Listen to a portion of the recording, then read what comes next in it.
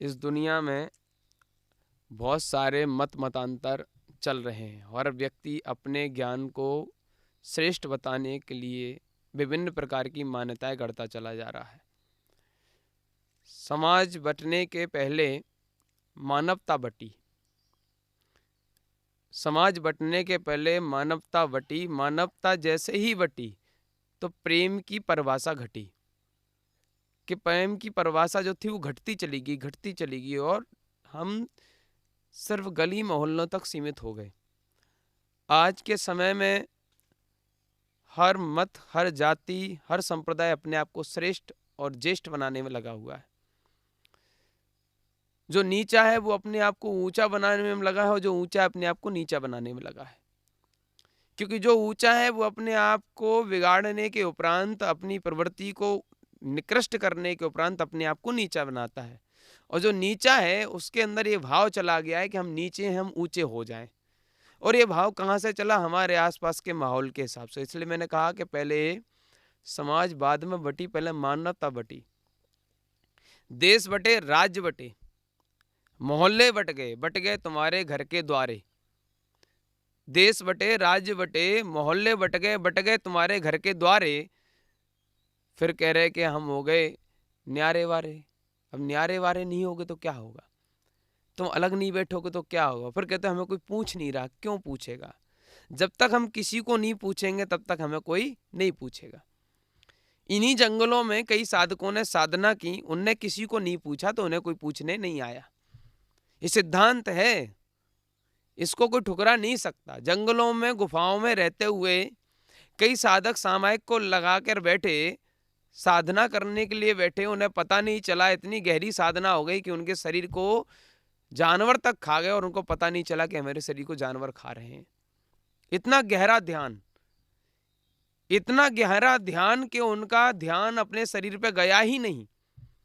इसलिए मैं कई लोगों से पूछता हूं कि आज मंदिरों के और मस्जिदों के नाम पे जो लड़ाइयां होती हैं, उन लोगों ने कभी ये विचार किया कि साधकों ने कोई मंदिर नहीं बनाया जंगलों में, और मंदिर से किसी साधक को साधना सिद्धि नहीं हुई है। आडंबर की प्राप्ति जरूर मंदिरों से हुई है। अब इस बात को मैं भरे मंच से कहूंगा तो लोग कहेंगे कि मैं विरोधी हूं। हाँ, मैं उन मान्यताओं का विरोधी हूं जिन मान्यताओं ने कभी तुम्हें सत्य को मानने ही नहीं दिया। मैं उन मान्यताओं का विरोधी हूं जिनने कभी तुम्हारे पड़ोसी को अपना मानने ही नहीं दिया। मैं उस मान्यताओं का विरोधी हूं जिन मान्यताओं ने कभी तुम कौन हो ये जानने ही नहीं दिया। तो तुम्हें जानने के लिए पहले ये समझना पड़ेगा कि तुम्हें हर आत्मा के अंदर परमात्मा को जानना पड़ेगा। मैंने बताया था कि यजुर्वेद में लिखा हुआ है कि भगवान की, परमात्मा की कोई प्रतिमा नहीं है। और जब परमात्मा की कोई प्रतिमा नहीं है तो उसको कहां ढूंढा जाए? लोग कहते हैं कि वेदों की बातों को स्वीकार कर लो, तो वेदों की बात को हम स्वीकार करने के लिए तैयार हैं, परंतु वही वेद कहता है कि परमात्मा की प्रतिमा नहीं है। अब इसी बात को इस्लाम के लोग कहते हैं कि उस अल्लाह की कोई मूर्ति नहीं है। जैनी कहते हैं कि परमेश्वर की कोई मूर्ति नहीं है। यहूदी कहते हैं कि वो एक निराकार है जिसके बारे में किसी को कुछ पता नहीं है। जब ये सब लोग कहते हैं कि वो निर्विकार है, निराकार है, तो ये सबको स्वीकार क्यों नहीं है?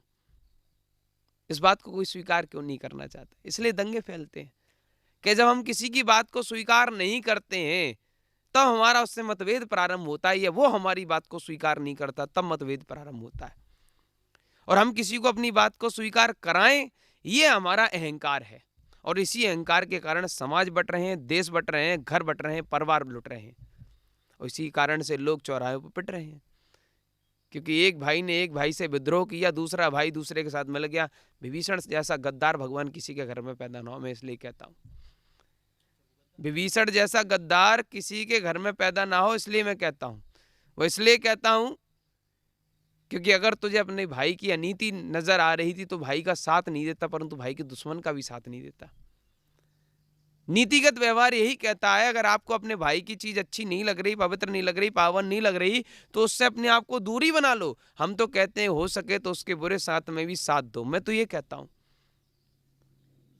परंतु अगर तुमको उसका साथ नहीं देना तो कम से कम उसके दुश्मन का साथ नहीं दो। उसे गद्दारी कहा जाएगा, समझदारी उसे कहा जाएगा कि अनीति है तो दूर बना लो। मध्यस्थ भावे क्रिया विपरीत, तो विपरीत क्रिया में अपने आप को मध्यस्थ बना लो। अकेले तुम लोगों को ये सारी चीजें समझ में नहीं आई आज तक, इसलिए जितनी भी परंपराएं चली, जितनी भी नीतियां चली, जितनी भी रीतियां चली, सिर्फ एक ही कारण से चली, एक ही उद्देश्य से चली। हर व्यक्ति अपने आप को पूजनीय सिद्ध करना चाहता है। हर व्यक्ति अपने आप को सर्वश्रेष्ठ घोषित करना चाहता है। हर व्यक्ति अपने आप को ही साक्षात परमात्मा घोषित करना चाहता है। इसलिए पाखंडोगियों की भीड़ बढ़ रही है। ये जंगलों की गुफाएं खाली होने का कारण यही है। जंगलों का खाली होने का कारण यही है कि शहरों में जाने वाले कोई और नहीं है, दंगल कराने वाले हैं। तो जो जंगल में मंगल करता है वो कभी दंगल नहीं कराता, वो कभी भी दंगा नहीं कराता। और जो एक आत्मसात होकर अपने आनंद में अपनी अनुभूति को महसूस करना है कि मैं एक चेतन स्वरूप आत्मा हूं और वही परमात्मा का स्वरूप है, वो व्यक्ति लोगों को जोड़ने का कार्य करता है, तोड़ने का कार्य नहीं करता। यही तुम लोगों के साथ हुआ है।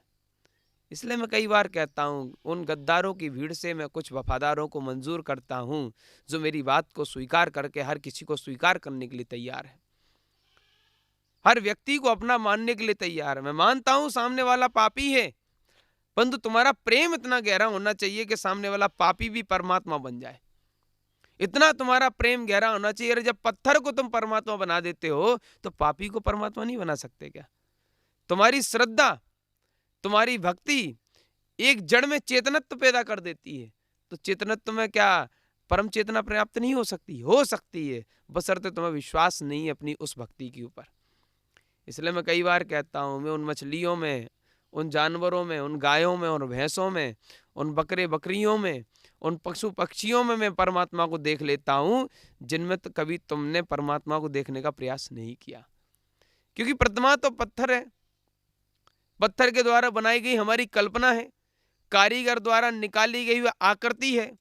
और अगर सोचो कि वह कारीगर जब उसको बना रहा है तो उसकी कल्पना कितनी पवित्र और पावन होगी, उसकी कल्पना कितनी आनंदित होगी, उसकी कल्पना में कितना सुंदर सुंदर विचार आया होगा, तब जाके उतनी सुंदर प्रतिमा बना पाया होगा। यानी कि उसकी सुंदर प्रवृत्ति है, प्रतिमा सुंदर नहीं है चाली भैया, सुंदर तो उसका भाव है जो कारीगर है, जिसको आज लोग विश्वकर्मा कहते हैं, और उसी को मूर्ति छूने से मना करते हैं।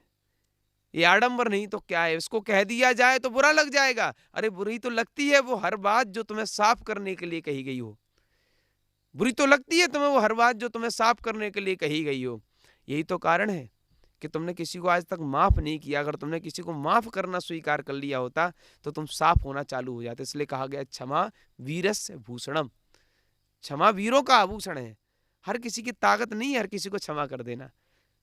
दिल और कलेजा इतना बड़ा चाहिए कि उसके लिए व्यक्ति हर के किसी के सामने प्रेम से खड़ा चाहिए। इतना बड़ा दिल होगा तुम्हारा, इतना बड़ा दिल कि तुम हर व्यक्ति के सामने, तुम दुश्मन के सामने भी मुस्कुरा के खड़े हो जाओ कि भैया तुम मेरा भाई है, भले ही वो तुमको दुश्मन माने। और तुम कहोगे कि अगर हम ऐसा करेंगे तो वो तो हमको मार ही देगा। अरे मरना तो सबको है, मुस्कुराते हुए मरेंगे तो आनंद नहीं आएगा। गिड़गिड़ाते हुए मरने से अच्छा मुस्कुराते हुए मरना है। साधक मरने के लिए निकले हैं, जीने के लिए नहीं निकलते हैं। हम मृत्यु को महोत्सव मनाते हैं। क्या बनाते हैं? हम मृत्यु को महोत्सव मनाते हैं और तुम्हारी मृत्यु मातम कहलाती है। हम जब जाते हैं तो लोग आनंद में झूम जाते हैं, वो लोग जो सत्य वैराग को जान गए होंगे। जब सामान्य व्यक्ति जाता है तो पूरा घर रोता है, 2-4 दिन, 5-10 दिन, 15, फिर कुछ नहीं, नामो निशान नहीं। क्योंकि तुम्हारी अस्थियों को भी जाने कितने किलोमीटर दूर जाके फेंकाते हैं कि तुम्हारी अस्थियों से भी हमें याद ना है कि तुम कोई हो। समझे कि नहीं समझे? और तुम कहते हो वो तुम्हारे हैं। और यहाँ जाति मत मतांतर संप्रदायों की इतनी भीड़, इतनी भीड़ किस लिए? इसलिए जितनी जाति मत मतांतरों की भीड़ है, ये अहंकारियों की भीड़ है। ये सब के सब अहंकारी हैं जो कहते हैं कि हमारा धर्म श्रेष्ठ, हमारा धर्म श्रेष्ठ, हमारा धर्म श्रेष्ठ। जो कहता है हमारा धर्म श्रेष्ठ, समझ लेना वो श्रेष्ठ है ही नहीं है। जो ये कहता है कि सबका मान्यता अपनी अपनी जगह श्रेष्ठ, उसका विचार श्रेष्ठ होगा। जो कहता है सबकी मान्यताएं अपनी अपनी जगह श्रेष्ठ है, तो वो क्या होगा? वो सत्य विचारक होगा। और जो कहेगा कि प्रेम सर्वश्रेष्ठ है, जो कहेगा एक दूसरे से लगाव सर्वश्रेष्ठ है, उसका विचार ही सर्वश्रेष्ठ कहूंगा मैं। क्योंकि हर व्यक्ति, इसलिए मैंने कहा था, अपने अपने झूठ हैं, अपने अपने सच। दुनिया की बातों से है भव जीव बच, अपने अपने झूठ है, अपने अपने सच है। इसलिए दुनिया की बातों से बचो। हर व्यक्ति कहता है कि ये बात सत्य है, वो बात सत्य है। यहाँ कोई कुछ नहीं सत्य है। सत्य भी तो झूठ है, सत्य भी तो एक हमारी उपज है, सत्य नाम भी तो एक मिथ्या है, सत्य नाम भी तो हमारा उपज द्वारा लाया गया। कितना गहरा विज्ञान होगा जब हम चिंतन करेंगे तो, कि हम कोई कहता है सत्य, कोई कहता है ट्रुथ, परंतु वो है क्या? जिसको कहा नहीं जाए वो सत्य है। सत्य तो हमारे द्वारा दिया गया नाम है। कोई सत्य कहता है, कोई साची कहता है, कोई सच्चा कहता है, कोई सम्यक कहता है, कोई ट्रुथ बोलता है। तो ये क्या है? ये भाषाएं हैं, और भाषाएं व्यक्ति के द्वारा निर्मित हैं, और व्यक्ति एक दिन मिटेगा, तो जो मिटेगा वो सत्य सनातन हो ही नहीं सकता। इन चीजों को जिस दिन चाली दुनिया समझ लेगी, उस दिन सारे मत मतांतर एक हो जाएंगे। इन बातों को जब हजारों लोगों तक पहुंचाया जाएगा तो लोग समझेंगे कि सत्य की परिभाषा क्या है। इसलिए मैं लोगों से कहता हूं कि क्यों फालतू में एक दूसरे से बैर करते हो? अगर किया किसी से बैर तो तुम्हारी नहीं खैर, इसलिए क्यों करते हो बैर? क्यों खैर होगी तुम्हारी, बताओ? जब तुम किसी को बुरा कहोगे तो तुम्हें कोई बुरा नहीं कहेगा क्या? हजारों तुमको बुरा कहें तब भी तुम मुस्कुराते रहो, यही तो तुम्हारी भलाई है। हजारों तुमको बुरा कहें तब भी तुम मुस्कुराते रहो, यही तुम्हारी भलाई है।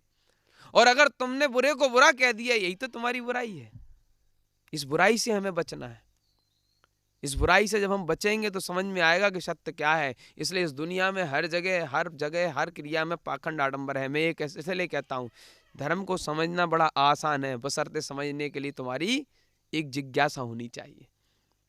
धर्म बहुत सरल है और सहज है, आनंदमयी है, दिखावा नहीं है धर्म का। मैं जब उतरा तो वो लड़का आया था ना कल, रोहित कहता है मुझसे कि गुरुदेव मैंने आपको पहचान नहीं पाया था। मैंने फिर उससे क्या कहा कि बेटा हमारी पहचान हमें नहीं है, तुम क्या पहचानोगे?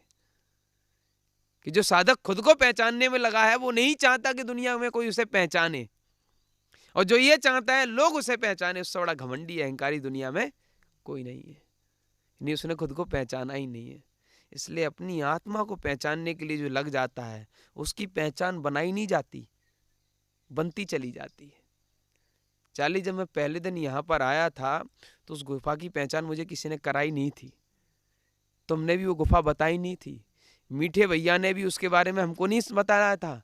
परंतु हमको कैसे पता था? वहाँ की साधना, वहाँ के साधकों ने वो पहचान अपनी छोड़ गए थे, तो उनको पहचानने वालों ने उन्हें पहचान लिया। इसलिए जो जिसे पहचानने के काम होगा वो उसे पहचानता चला जाएगा। अगर तुम कहोगे कि मुझे कोई पहचान ले, कोई नहीं पहचान पाएगा। क्यों दुनिया को बताने में लगे हो कि तुम कुछ हो? तुम कुछ भी नहीं हो जिस दिन तुम सोचोगे कि तुम कुछ हो। क्या कहा? जिस दिन बेटा धर्मेंद्र तुम ये सोच लोगे कि तुम कुछ हो, उस दिन तुम कुछ भी नहीं रहोगे। इसलिए अपनी मान्यताएं, अपनी प्रक्रिया, अपनी प्रवृत्ति को जब तक हम पवित्र नहीं बनाएंगे तब तक जिंदगी कभी पवित्र नहीं बनेगी। ये जीवन है, एक बुलबुला है, कब पता नहीं कब निकल जाएगा। और तुम सोच रहे हो कि तुम बड़े चीज हो। ध्यान रखना, ना कोई ठाकुर है ना कोई जैन है, हर कोई बेचैन है। कोई नहीं है यहाँ पर, सब के सब बेचैन है। और जिसके अंदर चैन है, जिसके अंदर चैन है, सुकून है, आनंद है, उसी के अंदर परमानंद है। और जिसके अंदर परमानंद है वो उसी परमात्मा की उसको प्राप्ति है। इसलिए बहुत सारी बातें दुनिया में कही गई, परंतु उन बातों को कभी किसी ने स्वीकार नहीं किया। भगवान महावीर स्वामी ने नहीं कहा कि मैं जैन धर्म चला रहा हूं।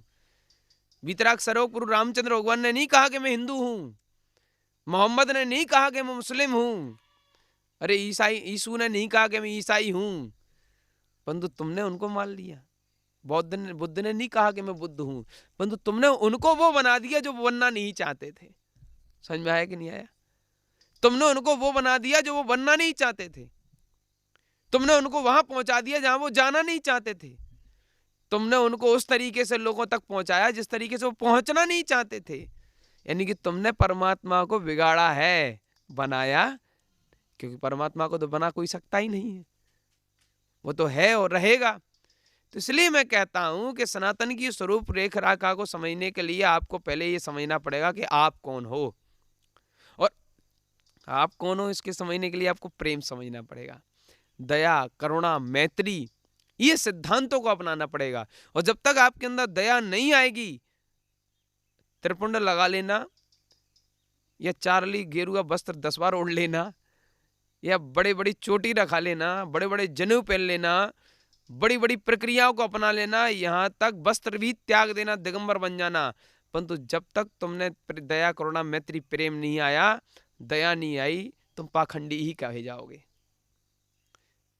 परमात्मा की प्राप्ति के वाले साधक नहीं कहे जाओगे। हाँ, दुनिया में नाम हो सकता है, तुम्हारे संप्रदाय के लोग तुम्हें पूछ सकते हैं, तुम्हारी परंपरा के लोग तुम्हें आदर सम्मान दे सकते हैं, परंतु तुमने खुद को आदर सम्मान नहीं दिया, इसलिए नीति तुम्हें आदर सम्मान नहीं देगी। इसलिए मैं कई बार कहता हूं, मैं किसी का नहीं हूं। ये लोगों की मान्यताएं हैं कि मुझे दृष्टि से देखते हैं। मैं वो बनना चाहता हूं जो राम नहीं बनना, मैं जो राम बनना चाहते थे, मैं वो बनना चाहता हूं जो महावीर बनना चाहते थे, मैं वो बनना चाहता हूं जो बुद्ध बनना चाहते थे। और बुद्ध सिर्फ जीव बनना चाहते थे, महावीर सिर्फ जीव बनना चाहते थे, वीतराग सर्वगुरु रामचंद्र भगवान बैकुंठ में निवास करना चाहते थे, अपने शिवधाम को शिवालय में जाना चाहते थे। और जो वहां की सोचता होगा वो यहाँ की सोचेगा क्या? जो दिखता नहीं उसके चक्कर में जो पड़ेगा, वो देखने वालों के चक्कर में पड़ेगा क्या? नहीं पड़ेगा। इसलिए तुम लोगों से कहता हूं कि एक जन्म मिला है, अब की मिला है, फिर ना मिलेगा। कभी नहीं, कभी नहीं, कभी नहीं सुना है सब लोगों ने, रोज सुनते हैं। अभी मीठे भैया कल वो भरवा के लाए हैं, उन गानों से कुछ नहीं होगा, उन गानों से कुछ होने वाला नहीं। हाँ, ये लगेगा कि चलो यहाँ धार्मिक माहौल है, परंतु धार्मिक माहौल तब तक नहीं होगा जब तक धार्मिक पना नहीं होगा। गाने बजाने से अगर बेटा धार्मिक माहौल बन जाए तो 9 दिना के बाद सुनसान है, 9 दिना के बाद सुनसान है। उस बेचारी देवी ने भी सोचा होगा कैसे लाए थे, कैसे फेंक गए। क्या है ये मान्यताएं हमारी? ये परंपराएं नहीं थी, ये परंपराएं हमारा पाखंड है। नवरात्रियां होती हैं, क्या होती हैं? नवरात्रियां होती हैं, 9 दिन होते हैं, साधना के दिन होते हैं, आत्म विशुद्धि के दिन होते हैं, ना कि नाच गाने के दिन होते हैं, ना कि नृत्य के दिन होते हैं। कभी होता ही नहीं, उसमें तो नाच गाना है ही नहीं है, कहीं नहीं है। परंतु तुमने क्या बना दिया सब लोगों ने।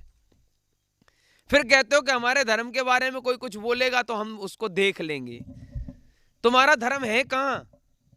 तुम्हारा भ्रम है, और तुम्हारे भ्रम के बारे में बोला जाएगा, तुम देख सको तो देख लेना, क्योंकि तुमने खुद को नहीं देख पाया तो हमें क्या देखोगे? जो खुद को नहीं देख पाया वो हमें क्या देखेगा? जो लोग ये कहते हैं कि देख लेंगे, क्या देखोगे? हम तो चाहते हैं कि देखो, देखना ही तो तुम नहीं चाहते। तुम्हारी आंखों पे पर्दे पड़े हैं, तुम्हारे भाव मधुशाला में खड़े हैं। और मधुशाला का मतलब सिर्फ एक वो नहीं होता कि शराब वाली मधुशाला। मधुशाला का मतलब नशे का घर, और नशे का घर अहंकार होता है। अहंकार से बड़ा नशा दुनिया में किसी का नहीं होता। और अहंकार का नशा ही तो होता है जब वो शराब को पीने जाता है। सिगरेट पीने वाला, शराब पीने वाला, तंबाकू गुटखा इत्यादि जितने भी व्यसन करने वाला है, सबका सब अहंकारी होता है, जो कहता है ये हमारी मजबूरी है। मजबूरी नहीं है, उसका अहंकार है, उसको छोड़ना नहीं चाहता। इसलिए जितने भी व्यसन करने वाले हैं वो सब अहंकारी होते हैं। यानी समझ लेना, कोई भी व्यसन करने वाला आपको मिले तो समझ लेना ये व्यक्ति अहंकारी है। देखने में सौम्य होगा, सरल होगा, सहज होगा, बात करने में आनंदित होगा और तुम्हारी मदद करने के लिए भी तैयार होगा, परंतु समय आने पर वो अपना अहंकार दिखाई देगा। क्योंकि जब वो अपनी बुराई को नहीं छोड़ पा रहा, तो अपने अहंकार को नहीं छोड़ पा रहा, वो कल के दिन तुम्हें कैसे सत्य की राह दिखाएगा? इसलिए कहा गया है कि साधक सभी व्यसनों से मुक्त होते हैं। सबसे बड़ा व्यसन तो क्या होता है? अहंकार। अहंकार से बड़ा व्यसन कुछ नहीं इस दुनिया में, और अहंकार के कारण ही सारे व्यसन उत्पन्न होते हैं। तो अपने आप को जो जितना सरल और सहज और मृदु बनाएगा, वो उतनी बुराइयों से स्वतः दूर हो जाएगा। उसको अपने आप को दूरी करने की जरूरत नहीं पड़ेगी। इसलिए मैंने आज तक चार्ली, तुमने देखा हो, किसी को कुछ नहीं छुड़ाया। मैंने कभी किसी के लिए कुछ नहीं टोका। ओहो, नहीं बेटा, दिखता है, सबको दिखता है, दिखता सभी को है, परंतु बशर्ते उसको स्वीकार नहीं करता है। दिखता सभी को, ऐसा नहीं कि नहीं दिखता है, दिखता सभी को, इसको स्वीकार नहीं कराता है। दूसरे का अहंकार बहुत जल्दी दिख जाता है, हो सकता है वो अहंकार ना भी हो, दूसरे का अहंकार नहीं देख सकते। इसलिए मैंने कहा है कि गुटखा खाने वाला या गुटखा, बीड़ी, पुड़िया, तम्बाकू इत्यादि कोई भी व्यसन करने वाला व्यक्ति देखने में अहंकारी नहीं लगता है। बड़ा सहज और सरल और समझदार नजर आता है, इतना प्रेमी नजर आता है कि खुद खाता है, औरों को खिलाता है। इससे बड़ा प्रेमी कोई होगा? विचार करो कि जो खुद खाता है, औरों को खिलाता है, कहता है कि हम तो कर ही रहे हैं, तुम भी करो। इससे बड़ी मित्रता कोई दिखाएगा? शराब पीने वाला अपना पैसा खर्च करता है, अपना पैसा खर्च करने के बाद फ्री में 10,000 की बोतल अगर लाएगा तो 2 पैक जरूर फ्री में पिलाएगा। कितना प्रेमी होगा वो, कितना आनंदित होगा। परंतु वो प्रेमी उसी के लिए कहलाया जाएगा जो उसके जैसा होगा। वो उसकी का एहसान मानेगा। वो कहेगा कि कल के दिन तुमने इतनी महंगी सिगार, इतनी महंगी सिगरेट, इतनी महंगी तम्बाकू, इतना महंगा गुटखा हमको खिलाया था, तुम चिंता नहीं करना, जिस दिन हम काबिल होंगे हम भी तुम्हें खिलाएंगे। ये होता है संसार में। तो अहंकार सबको अपना दिखता है, परंतु उसको वो स्वीकार नहीं करता। जब मैं गुटखा खाने वालों से पूछता हूँ कि अच्छी चीज है कि बुरी, तो कहते हैं बुरी है। तो हमने कहा फिर खाते क्यों? बोले अच्छा लगता है। यानी कि वो अच्छा लगता है, ये उनका अहंकार है। वो कहते हैं कि बुरी है, इसलिए वो चाहते हैं कि दुनिया हमें अच्छा कहे, कि हम इसको बुरा तो मान रहे हैं। अपनी मजबूरी प्रदर्शित करना चाहते हैं कि मैं मजबूर हूं, जबकि वो मजबूर नहीं है, वो मगरूर है। वो मजबूर नहीं है, वो मगरूर है। वो अपने आप से दूर है, वो मजबूर नहीं हो सकता। तो अहंकार अपना जल्दी दिखता है, उसको जो स्वीकार करने के लिए तैयार हो। दूसरे का तो कोई भी देख सकता है, कौन नहीं देख सकता? हमारी वाणी में भी अहंकार अगर देखा जाएगा, सामने वाला अगर देखा तो मुझसे बड़ी अहंकार जीव तो कोई दिखेगा नहीं किसी को, क्योंकि मैं सारी मान्यताओं को ध्वस्त कर रहा हूं। मैं कह रहा हूं कि मंदिर तो भगवान है ही नहीं मंदिर में, तो लोग क्या कहेंगे कि इनसे बड़ा अहंकारी कोई है नहीं, ये ज्ञानी बन गए क्या? बशर्ते वो प्रश्न नहीं करेंगे हमसे कि गुरुदेव कैसे, क्या क्या कहेंगे कि अरे आप तो अहंकारी हो, ये शास्त्र क्या झूठे हैं? तुम जब बैठे बेटा क्या कहा था कि लोगों को सबूत देने पड़ते हैं, इसलिए मिल गया मुझे। क्यों कहा? क्योंकि कौन मानेगा मेरी इस पगले की, क्योंकि सब कोई पागल से पागल जाना बने बैठे हैं। इसलिए मैं कहता हूं कि अहंकार अपना स्वीकार करने वाला तैयार हो, 2 मिनट में दिखेगा, परंतु स्वीकार करने के लिए जो तैयार नहीं होगा उसे कभी नहीं दिखेगा। तो अहंकार तो दिखता, परंतु उसे स्वीकार करने के लिए हम तैयार नहीं होते। एक राजनीतिक व्यक्ति जब हार जाता है तब भी वो अहंकार में जीता है। एक धार्मिक व्यक्ति, हम जैसे लोग तिलक चंदन हम लगा लेते तो हम भी अहंकार में जीते हैं, हमको लगता है कि हम ही ज्ञानी हैं। समझ आ रहा है कि नहीं आ रहा है? परंतु जब हमको लगता है कि हम यहाँ अज्ञानी है तो उसको हम स्वीकार कर लेते हैं, उस समय हमारा अहंकार हम ध्वस्त कर लेते हैं। यहाँ हर व्यक्ति अहंकारी है, परंतु उस अहंकार को स्वीकार करने के बाद जो सुधारने के लिए तैयार है वो साधक है। और जो अहंकार को स्वीकार करने के लिए बदलाहट लाता है वो इंसान है। और जो उस अहंकार के लिए स्वीकार ना कर कर अपनी सत्य और रूढ़वादी परंपरा को चलता है वो हैवान है। और ऐसे हैवानों ने समाज को बांटा है। जाति धर्म संप्रदायों के नाम पे तो आज राजनीति हो रही है, मत मतांतरों मजहबों के नाम पे तो आज तुम लोगों को भड़काया जा रहा है। इनसे बड़े अहंकारी कोई होंगे? मैं तो कहता हूं बेवकूफ वो नहीं जो तुम्हें बेवकूफ बना रहे हैं, बेवकूफ तो तुम हो जो बेवकूफ बन रहे हो। वो हर चोर चोरी करेगा। ऐसा कौन सा चोर है जो ना चाहे कि हम चोरी ना करें? तुम्हारे जब खुले दरवाजे पड़े हैं, तुम्हारे फाटक खुले पड़े हुए हैं, तुम्हारे दरवाजे कह रहे हैं यू आर मोस्ट वेलकम, तो वो तो आएंगे। तुम खुद नहीं चाहते कि कोई तुम्हारे घर पे इस तरीके से जाए कि जो तुम्हें बांट ना पाए। जिस दिन तुम ये दृढ़ता कर लोगे कि हमें कोई बांटने वाला, हमें तबाह करने वाला, हमें बर्बाद करने वाला, हमारी मना प्रवृत्ति से खेलने वाला कोई नहीं, उस दिन कोई नहीं खेल पाएगा। इसलिए सत्य है कि अहंकार दिखता है, परंतु स्वीकार करने वाला शायद ही बहुत कम दिखता है। तो जो स्वीकार करने के लिए तैयार नहीं, उसको अहंकार नहीं दिखता है। इसलिए मैं अक्सर कहता हूं कि जिस दिन हम प्रेम रूपी धागा को समझेंगे, जिस दिन हम परमात्मा तत्व को समझने के लिए तैयार होंगे, उस दिन पहले हमें अपनी मान्यताओं को ढहाना पड़ेगा, जो हमने सीखा है उसे भुलाना पड़ेगा, और फिर एक नया सृजन करना पड़ेगा। वह नया सृजन वह हो जो सृजन ये कहे कि मुस्लिम में भी भगवान है। जब कण कण में शंकर हो सकता है, कंकर कंकर शंकर हो सकता है, तो कंकड़ के अलावा मुसलमान भी शंकर हो सकता है। इस बात को जब कह दूंगा तो बुरा लग जाएगा उनको जो अपनी मान्यताओं को अडिग लिए बैठे हैं। मैं तो उन्हीं की बात को सिद्ध कर रहा हूं, मैं तो उन्हीं की बात को लेकर बोल रहा हूं। जब तुम पत्थर में परमात्मा को देख सकते तो प्रति आत्मा में परमात्मा को नहीं देख सकते क्या? अब लोग कहेंगे कि हमारा धर्म तबाह हो जाएगा, तुमने बचाया कब था और तुम कैसे बचा लोगे? यानी कि तुम अपने आप को कर्ता धर्ता मान रहे हो, तुम अहंकारी हो, और अहंकारी कभी भी सफल नहीं हो सकता। अहंकारी कभी सफल नहीं हो सकता। लगेंगे कि मेरी बातें बुजदिल बना रही हैं, अगर देखा जाएगा तो मेरी बातें बलवान बना रही हैं, बुजदिल नहीं बना रही हैं। जब भारत में आक्रमण नहीं होते थे, कब नहीं होते थे? जब भारत किसी को लिए किसी भी प्रकार से लालची नहीं था। एक समय ऐसा था कि लगभग 300 साढ़े 300 साल तक भारत पर किसी ने आक्रमण नहीं किया, और वो काल युद्ध काल नहीं था। उन कालों में कभी युद्ध नहीं हुए। उसका कारण क्या था? उसका एक ही कारण था कि हर देश से मैत्री भाव था। मैत्री भाव जगत में मेरा, सब जीवों से नित्य रहे। ये जब सिद्धांत होगा तो कब आज हम मैत्री नहीं बना पाए परिवार में, पड़ोसी में, आसपास के लोगों में, और हम विचार कर रहे हैं कि हम पूरे देश को अखंड भारत बना देंगे, पूरे विश्व को नहीं बना सकते। ये राजनेताओं के एजेंडे हो सकते हैं। तो धर्मात्मा ये कहने लगे कि मैं भारत को मुस्लिम राष्ट्र या हिंदू राष्ट्र या जैन राष्ट्र या बौद्ध राष्ट्र बनाना चाहता हूं, समझ लेना वो सबके सब आतंकवादी है। वो धर्मात्मा नहीं है, वो सबके सब आतंकवादी जो तुम्हें भड़का रहे हैं। जो कहता है कि मुस्लिम राष्ट्र होना चाहिए वो आतंकवादी, जो कहता है हिंदू राष्ट्र होना चाहिए वो आतंकवादी, जो कहता है कि बौद्ध राष्ट्र होना चाहिए वो आतंकवादी, जो कहता है जैन राष्ट्र होना चाहिए वो आतंकवादी। अरे भैया, तुम सब लोगों के अंदर इतना प्रेम होना चाहिए कि तुम सभी एक ही संस्कृति में घिरे रहो। क्या तुम्हारे इतना आनंद नहीं है कि तुम सामने वाले को इतने मजबूर कर दो अपनी संस्कृति, अपनी सभ्यता से, कि तुम्हारे साथ बैठने के लिए तैयार हो जाए? यानी तुम्हारे अंदर प्रेम नहीं होगा तो सामने वाला कैसे परिवर्तित होगा? और प्रेम से ही परिवर्तन होता है, घृणा से कभी परिवर्तन नहीं हुआ, ये इतिहास गवाह है। घृणा से घृणा पैदा हुई है, घृणा से प्रेम पैदा नहीं हुआ। हाँ, प्रेम से कभी घृणा पैदा नहीं हो सकती।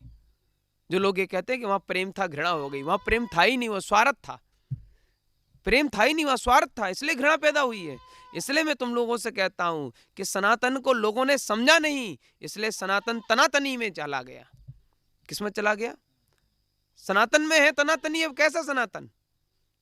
हर व्यक्ति तानने में लगा है अपनी कि हमारी ही बात सत्य है। परंतु मैं ये कहता हूं कि मैंने जो कहा है, मेरी बात में किंचित मात्र अगर शंका हो तो मैं ये कहना चाहता हूं कि प्रेम दया करुणा को खत्म करना अधर्म है कि नहीं, ये लोग बता दे। इसलिए आज सत्य की परिभाषा को कोई समझना नहीं चाहता। इसलिए मैं लोगों से निवेदन करता हूं, आग्रह करता हूं कि भैया, इस जन्म को ऐसे जियो कि तुम्हारी तरह लोग जीना चाहें। फिर इस जन्म को ऐसे जियो कि तुम्हारे जाने के बाद लोग तुम्हारी तरह जीना चाहें। राम ने वही किया था, भगवान श्री राम ने वही किया, महावीर स्वामी ने वही किया, बुद्ध ने वही किया, परंतु कभी हमने उनको समझा नहीं। बुद्ध ने कोई धर्म का प्रचलन चालू नहीं किया, भगवान महावीर स्वामी ने कोई नया धर्म चालू नहीं किया, क्योंकि ऋषभदेव भी थे। वीतराग सर्वपुरु रामचंद्र भगवान ने कोई धर्म चालू नहीं किया। अरे कौन थे जिनने वैष्णव और शैव धर्म चालू किया? वो अहंकारी थे। इसलिए मैं आप लोगों से कहता हूं कि हम लोग सिर्फ शब्दों के जंजाल में उलझ के रह गए हैं, कभी सत्य का समझने का प्रयास ही नहीं किया। शब्दों का जंजाल हमारे जीवन का सबसे बड़ा जंजाल बन के रह गया है। इसलिए सनातन की पद्धति को समझने के लिए पहले आत्मा तक पहुंचना पड़ेगा, और आत्मा तक पहुंचने वाला पाखंडी को पकड़ लेगा, पाखंडी को पकड़ लेगा कि ये गलत कह रहा है, ये सही नहीं है, ये बात उचित नहीं है। और जहां तुम्हारी लौकिक संस्कृतियां हावी होती हैं, वहां आध्यात्म खत्म हो जाता है। वहां धर्म की बात नहीं करो, फिर संस्कृति की बात करो। धर्म और संस्कृति में जमीन आसमान का अंतर है। संस्कृति तुम्हारी एक क्षेत्र विशेष, मोहल्ले विशेष, परिवार विशेष की होती है, परंतु धर्म सार्वभौमिक होता है, धर्म सनातन होता है, धर्म सभी जगह होता है। तो ये जितनी भी हैं सब संस्कृतियां हैं, ये धर्म नहीं है। ये सब के सब प्रचलन जो चल रहे हैं वो संस्कृतियां हैं, लोगों ने अपने अपने संस्कारों से पैदा कर ली हैं।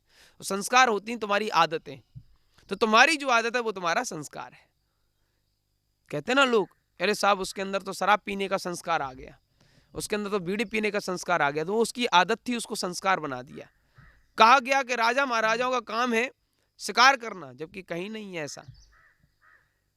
राम इतने ज्ञानी थे, वो काहे के लिए हिरण का शिकार करते? अरे तुलसीदास जी एक महाकवि थे, उनने काव्यों की रचना की है, वो महाकाव्य है, वो इतिहास नहीं है।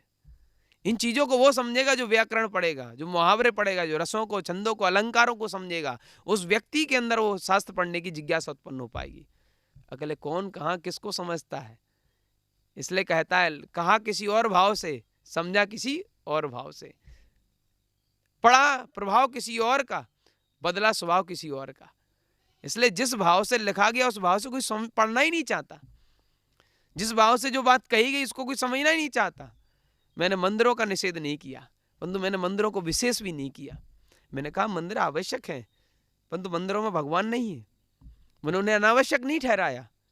मैंने मस्जिदों को अनावश्यक नहीं ठहराया। मैंने गिरजाघरों गुरुद्वारों को अनावश्यक नहीं ठहराया। मैंने ये कहा कि वो उसमें परमात्मा नहीं है, वो तुम्हें एकाग्र चित्त करने के लिए अति आवश्यक हो सकते हैं, तुम्हें ठहराने के लिए, केंद्रित करने के लिए एक आवश्यक हो सकते हैं, परंतु उनमें भगवान नहीं। इस चीज को तय करके रखना। वहां तुम्हें अपनी आत्मा का ध्यान, अध्ययन और अनुभव करना है। इसलिए वो शिवालय, जिनालय या अन्य प्रकार की चीजें बनाई गई थी, परंतु वहां षड्यंत्र रचे जा रहे हैं।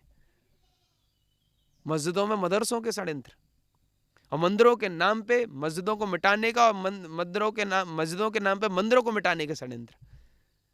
जिसने मस्जिद तोड़ी वो आतंकवादी, जिसने मंदिर तोड़ा वो भी आतंकवादी। तो आतंकवादी दोनों थे, एक नहीं था। दोनों थे, एक नहीं था।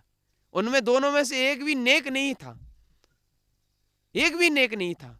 अगर दोनों में से नेक होता ना, तो परमात्मा जब जंगल से मिल सकता है तो कहां और से कहां नहीं मिल सकता।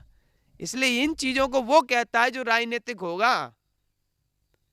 धार्मिक व्यक्ति, आध्यात्मिक व्यक्ति इन बातों को कभी नहीं उठाएगा, क्योंकि इन चीजों से विवाद खड़े होते हैं, और साधक विवादों को शांत करने वाला, संवाद को स्थापित कराने वाला होता है। संवाद कराने वाला साधक होता है, विवाद कराने वाला बाधक होता है, साधक नहीं होता। ये पद्धतियां आज खत्म हो चुकी हैं। मेरी शुभ भावना है कि ये पद्धतियां संसार में प्रचलित हों, लोग समझे, जाने, परखे, माने, पहचाने और आत्मिक दृष्टिकोण से जिए। समाज का निर्माण होगा, समाज नहीं बटेगा, धर्म नहीं घटेगा। इसी शुभ भावना के साथ ओम नमः शिवाय। जय बोले।